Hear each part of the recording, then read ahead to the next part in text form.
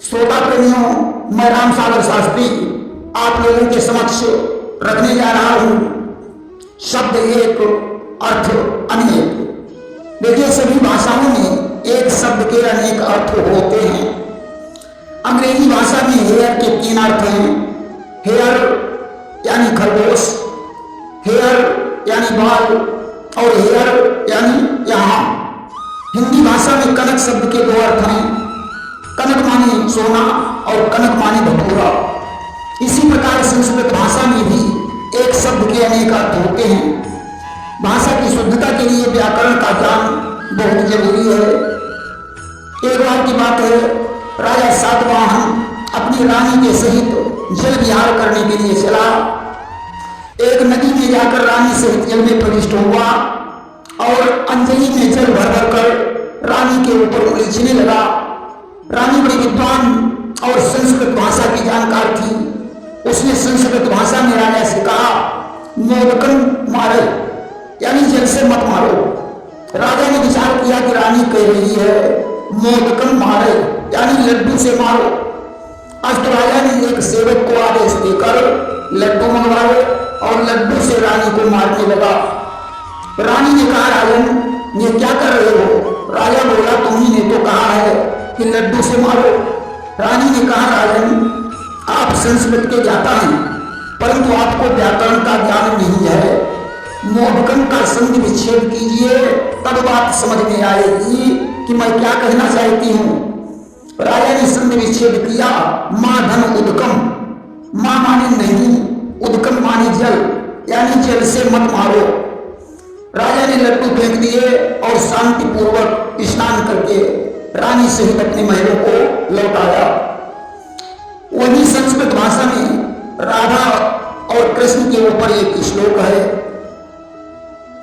कि कोयम द्वारि हरि प्रयाह पवनम शाखा मृग सात्र किम कृष्णो हम दैते विभेद सुतराम कृष्णागम वानराट राधे हम मधुसूदनो प्रतिलताम तामेव पुष्पान्विताम् इत्थं निरवचनीकृतो दयितया ह्रीणो हरिः पातु माः।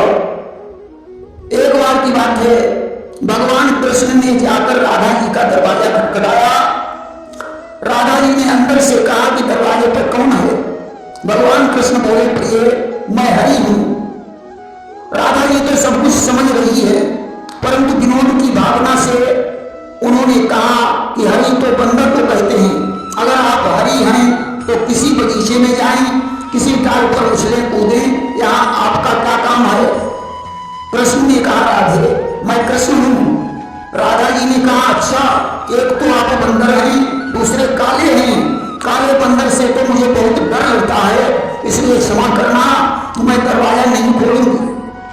कृष्ण ने कहा, नहीं प्रिय, मैं काला बंदर नहीं हूं, मैं मधुसूदन हूं। राधा ने कहा, मधुसूदन तो बसंत का नाम है, आप मधुसूदन हैं तो जाकर ब्रज की लताओं में बहार उत्पन्न करें। भगवान कृष्ण आज निर्वचन हो गए। इस प्रकार अपनी प्रियतमा राधा द्वारा निर्वचन किए गए भगवान कृष्ण हम सबकी रक्षा करें। वही कवियों ने पार्वती जी और भगवान शंकर को लेकर एक श्लोक लिखा कि कस्तुम शूली मृगल भिषजम नीलकंठा प्रियेहम एकाम कुरु पशुपति नैव दृश्येषाम् स्थानमुग्धे न वदति तरुर जीवितेषा शिवाया गच्छातव्यामिति हतवचाः पातु वश्चन्द्रचूडाः। यहाँ पर भगवान शंकर ने जाकर एक बार पार्वती जी का दरवाजा खटखटाया। पार्वती जी ने अंदर से पूछा, आप कौन हैं? भगवान शंकर ने कहा, मैं सूली हूं। सूली का मतलब होता है त्रिशूलधारी। पार्वती जी सब कुछ जानती हैं, परंतु विनोद की भावना से उन्होंने शंकर जी से कहा कि जिसके दर्द होता है उसे सूली कहा जाता है। अगर आप सूली हैं तो किसी वैद्य के पास चले जाइए। दवा लेने से सूल दूर हो जाएगा। शंकर जी बोले प्रिय मैं नीलकंठ हूं।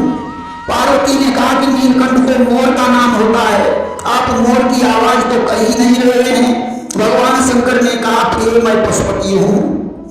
पार्वती जी ने कहा आप पशुपति हैं, पशुओं के तो सिंह होते हैं, तुम्हारे सिंह दिखाई नहीं पड़ रहे हैं।